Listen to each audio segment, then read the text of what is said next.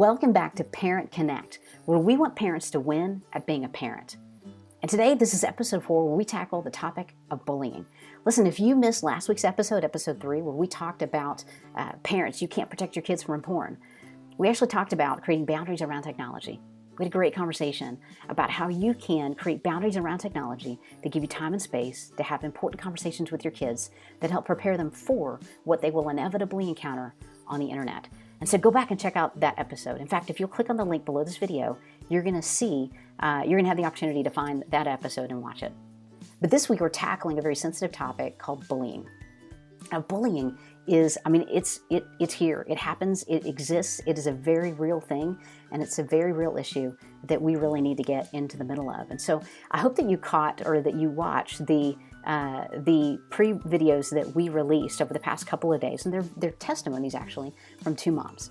One mom, Carrie actually parents a child who has been bullied, and then the other mom, Katie, parents a child who trends towards bullying behavior. And so you have these 2 different perspectives, both of which are really important to hear from. And so whether you're a parent who might parent a child who's been bullied, or maybe you are parenting a child who trends towards bullying, or maybe you're somewhere in between and you just know that this exists and you want to be prepared for it, this episode is for you.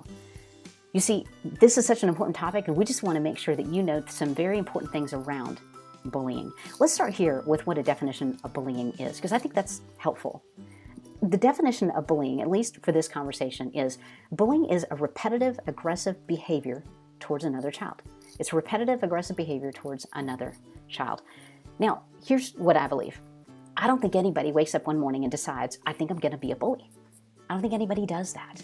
What, true or not, that's just a position that I choose to take. Here's the thing. We know that people, kids, adults, teenagers, whatever, they bully for different reasons. Some kids bully because they are hurt themselves. And gosh, don't we know hurting people hurt other people? It's just true. And so some kids bully out of hurt. Some kids bully because that's what's been modeled for them. And honestly, they just don't know anything else. And some kids bully because they're actually a leader. They're wired to be a leader. They just are not yet a developed leader. And so their tendency is to want to force their will on other people. And so it comes out in bullying behaviors. Regardless of where the bullying comes from, it still exists. And so there's some important things that you could know about this that will help. Point number 1 is this. Words can hurt, but words can also heal. Words can hurt, but words can also heal. That classic adage, right? Who coined that phrase?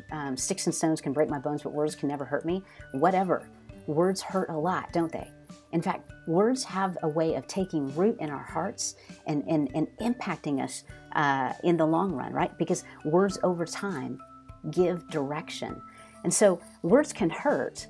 And that's really what happens in a bullying circumstance. In fact, I love how Carrie talked about it in her video. She shared about how that's her biggest concern, is that what the bully is saying to her child, will eventually influence the way that her child leads her life or sees herself. That's a tough reality. But here's what's really most important, Mom and Dad, and that leads to point number 2, which is your words have more power. Your words have more power. They have more power than the bully's words. You see, you have a relationship. You have a greater relationship with your child than that bully does. And so no matter what position you find yourself in, maybe you're the parent, maybe the grandparent, you're the aunt, the uncle, whichever one you find yourself in, you have a relationship with that child, so lean into it. In this season where bullying might be taking place, lean into it. Encourage, build into that relationship, and use your words of healing, words of encouragement, positive words to invest in their heart so that it will counteract the words of the bullies. Words can hurt, but words can also heal. And your words, Mom and Dad, have more power than that bully's words. And so take solace in that and begin to invest in that. In fact, there's some key phrases you can use that might help with that. Things like, when I think of you, fill in the blank. Or things like, I love when you, fill in the blank. There's some great prompts that you can use to help you to invest meaningful words into the heart of your child. They're going to help to give them direction over time and overpower the words of that bully. Now, here's what's really important, especially if you are one who is parenting a child who trends towards bullying behavior. Your greatest tool against bullying is empathy. Empathy is the greatest weapon against bullying. You see, empathy doesn't come naturally to everybody. I know that's a surprise, right? It doesn't come naturally to everyone. And so some people actually have to learn how to be empathetic. And so you might find yourself in a place as a parent where you have to help teach your child how to be empathetic. It's something as simple as asking them questions that cause them to put themselves in the place of another person and attempt to try to figure out how they would feel in that position. So for example, when you ask your child, when you said this, how do you think that made them feel? When someone says this to you, how would you feel? When you ask questions like that, what you're doing is you're putting them in the other person's position, and you're putting them, and you're challenging them to figure out how the other person is feeling. You are actually building empathy into them. It's a long road, and it may take a lot of time, but it is worth it. Over time, you will be able to build up their empathy quotient, and when you do that, the bullying behavior will go down. So there you go. 3 things that we want to make sure that you know. Number 1, words can hurt, but they can also heal. Your words, mom and dad, have more power than the bully's words. And number 3, empathy is your greatest weapon against bullying. Hey, we provided, in the link below, we provided a bullying conversation guide.